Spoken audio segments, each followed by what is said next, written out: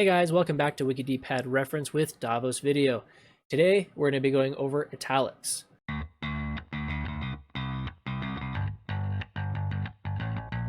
In order to italicize something in WikidPad, you're going to place the underscore next to it. Or alternatively, you can press Control-I.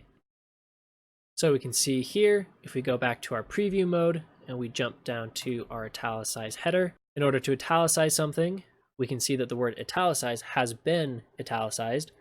We're going to place underscores on either side of it or plus Control-I.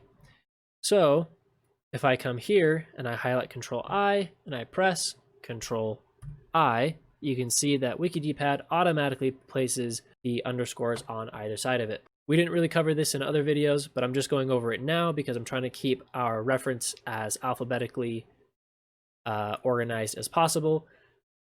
Thank you guys for watching, and we'll catch you next time when we go over how to make a straight line.